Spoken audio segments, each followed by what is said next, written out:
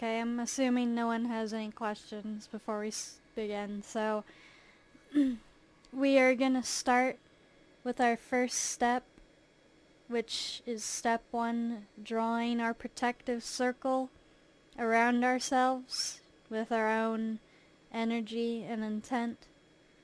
If you want, feel free to take out any tools you have, like a wand, an antheme, anything to help you project your own energy, because I know some people need a physical object rather than just using their finger or their hand. Like sometimes I even use a pointy ring that helps me sometimes. Like try to get used to just using my pointer finger or something.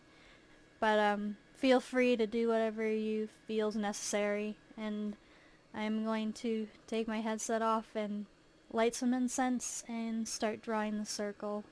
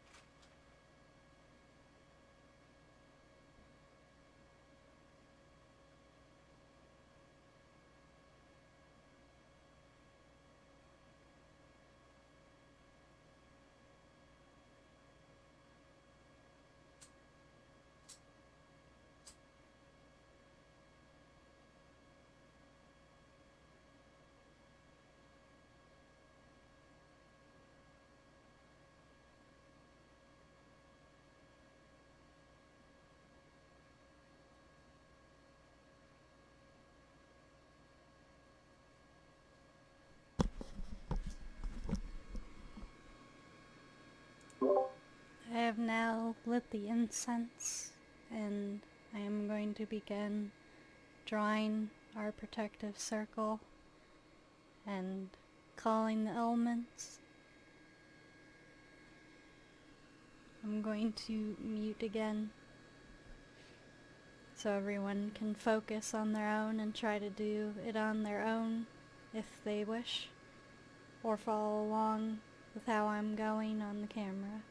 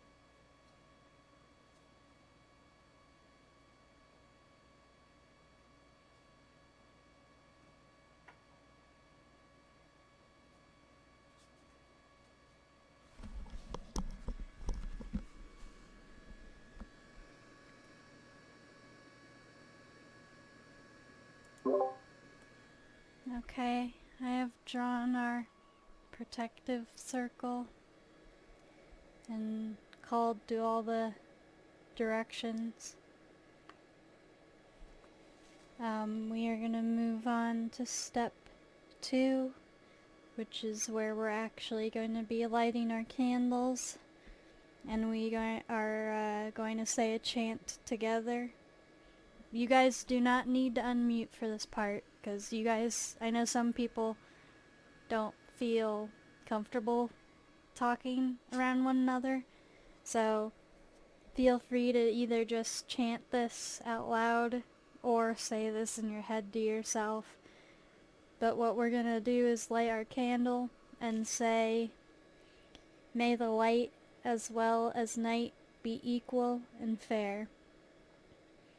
I'm going to say it 3 times while I'm lighting my candles, because I have a few of them that I'm going to be lighting. And then we'll move on to the 3rd step. Is everyone ready?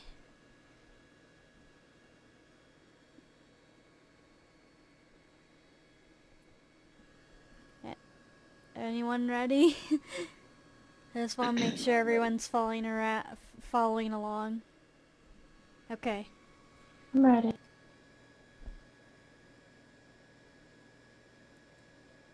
Okay.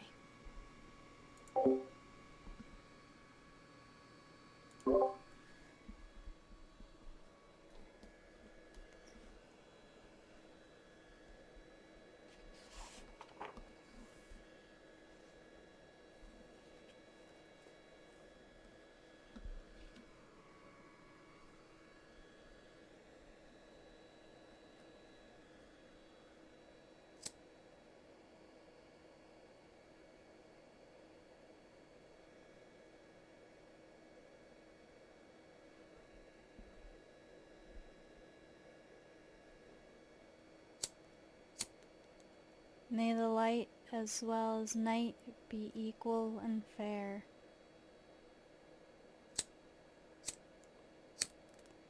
May the light as well as night be equal and fair. The light, not equal and fair.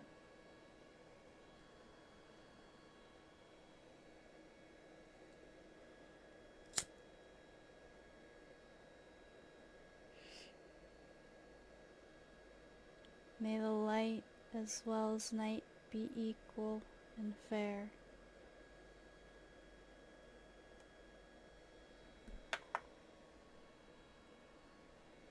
May the light as well as night be equal and fair. The light is not equal.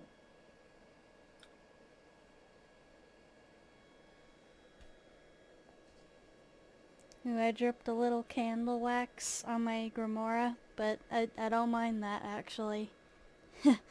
Kind of fits with the page. Now we will move on to step 3, where we will grab our salt and we will begin to sprinkle it in a small circle.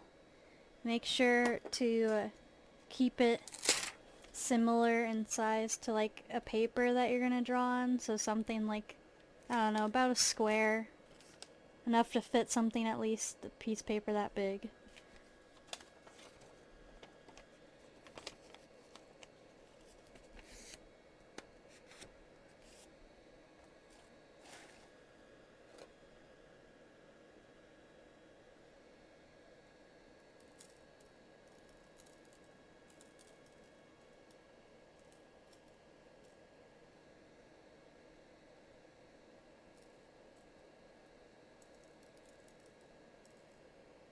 You don't need a lot of salt either as well, just enough to mark a circle that's visible to the eye.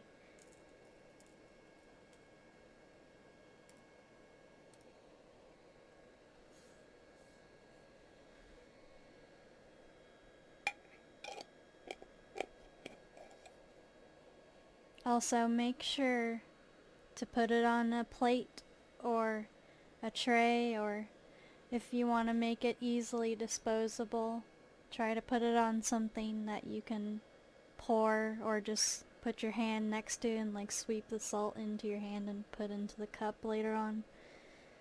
So we'll talk about that more later on in the later step, but now we're ready to move on to step 4 finally. And we're going to take our glass right here, and we're going to fill it up with water if it's not filled up with water already.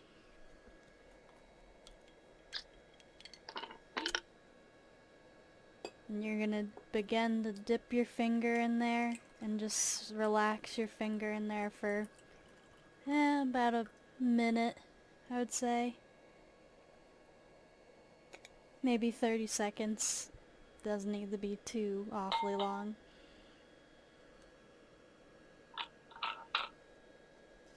And just relax your body and try to ground yourself and just feel connected with your finger dipped in the water. You can maybe even stare into the candlelight and just focus on something.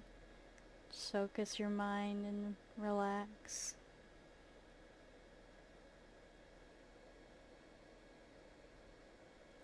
Once we're ready though, we're going to move on to the next step, and we're going to take our finger out of the water and begin to draw either a sun or a moon on the paper.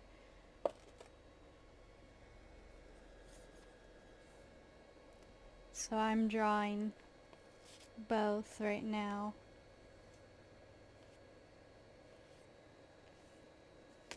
Remember, it's just you using water on a piece of paper, so don't worry about other people seeing it. You're just gonna lightly dampen it enough to the point where it's a little wet, and you can kind of see it yourself. If you also hold it to the candlelight, you can kind of see, at least you're making a circle. You can see the light is a little reflectant with it as it soaks in. So that's a little secret way of kind of telling what you're drawing, even though it's a little hard to get it to perfectly look like a sun. But you're still using that intent to try to make it look that way. Also, it depends if you want to more promote a certain thing with the sun or the moon representing. The moon would be more like psychic ability, mental ability, and then, creative stuff, that type of endeavor. And then the sun would be more like strength and willpower, promoting that sort of thing. Okay, so we're moving on to the next step after we are done with our drawing on the sigil. We're going to put it in the center of the circle. Let it sit there.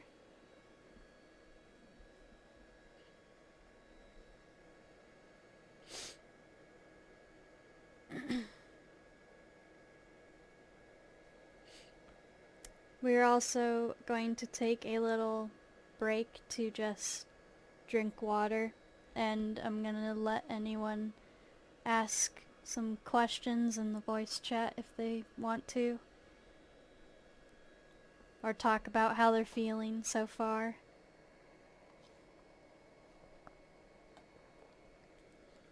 Remember, when you drink your water, drink too much.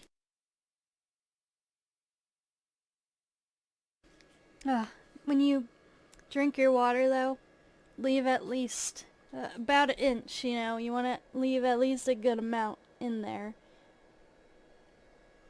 Because we are going to be taking this cup, or bowl if you have a bowl, and you're going to be putting your sigil in there eventually, if you do choose to light it with the candle.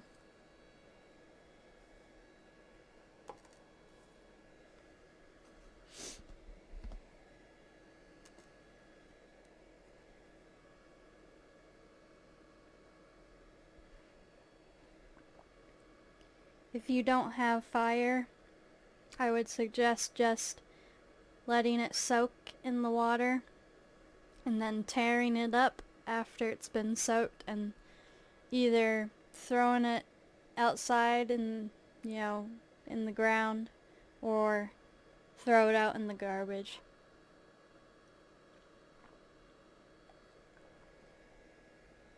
I know some closeted witches cannot use fire and stuff, or some people in dorm rooms, so check and see if there's any questions before we finish up with our sigils. I want to give some people time to draw their sigils and put their own intent into it and drink their water, so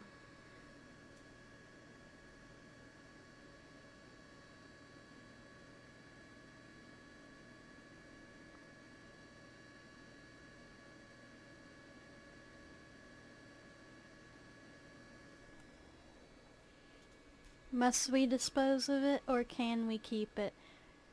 I would suggest disposing it in this right, especially if you're going to do just the sun, because the sun is energy is going to be fading.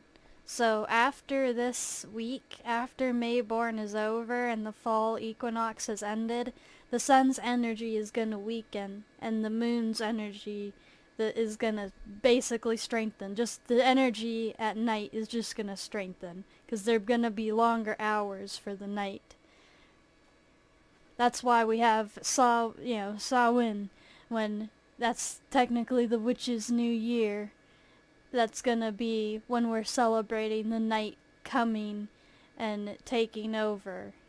And it's finally, taking over the sun, and we're celebrating the last times before the darkness has, just officially comes. So this is the time when we are at balance. Okay, I'm glad I could answer your question. I'm going to take one more sip of water and then we're going to begin our last step.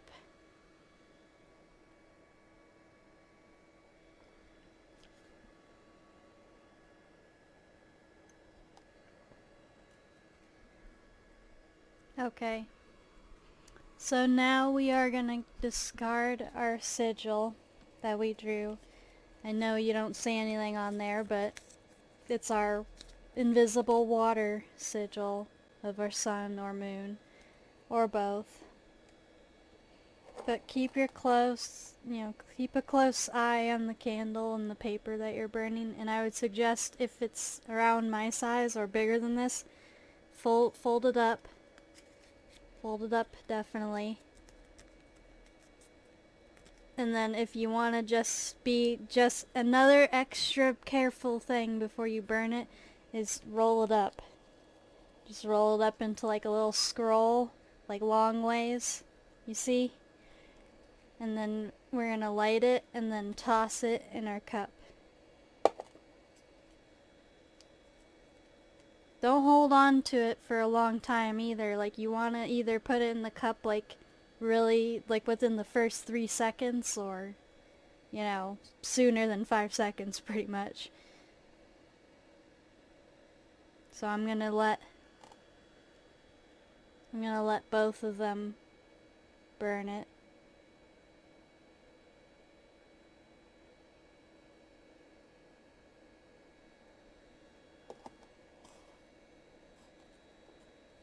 And I threw it in there. Just slosh it around a bit, not too hard. Put it all out.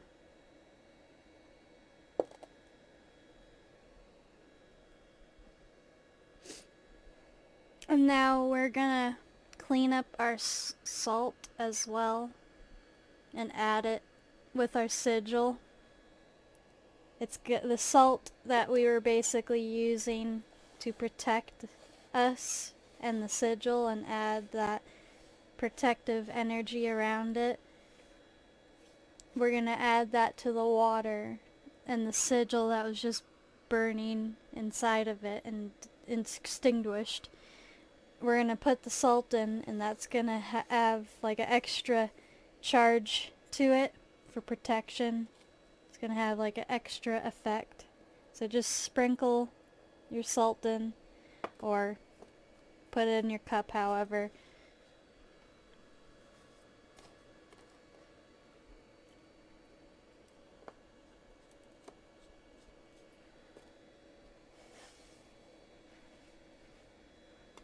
Is it important to get all of the salt? You don't have to, but it's just a way of like cleaning it, because you have to clean it eventually anyway. So if you definitely also just need to not make a mess, this is a good way to clean it up during the ritual, rather than taking time after and just throwing it away. Instead, it's like mixed with the water that you can either save as like a charged water. It's obviously not a drinkable water now. Don't drink this now. Just use this as like a charged water for like, if you want to use some to like put on the forehead or something to anoint yourself, or like with some symbol with the water, or do another water sigil thing like I just showed. So just depends. But after we're done cleaning up the salt and putting it back in there, you're gonna either save it as charged water for yourself, or you're gonna pour it outside as an offering, and you can just, take the sigil and throw it away if it's not burnt fully, or just throw it out there at the cup.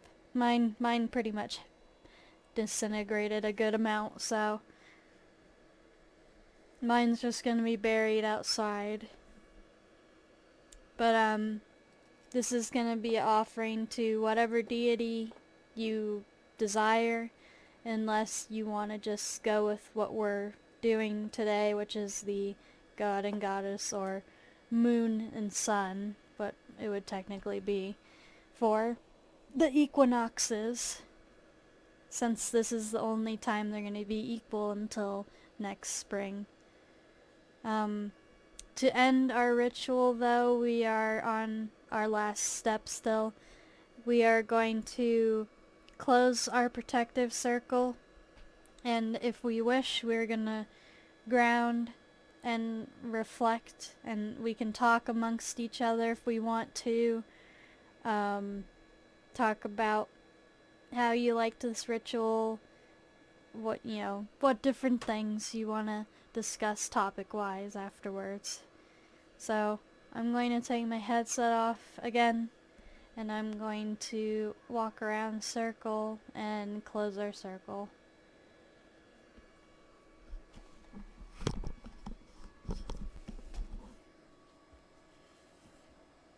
That worked out quite well.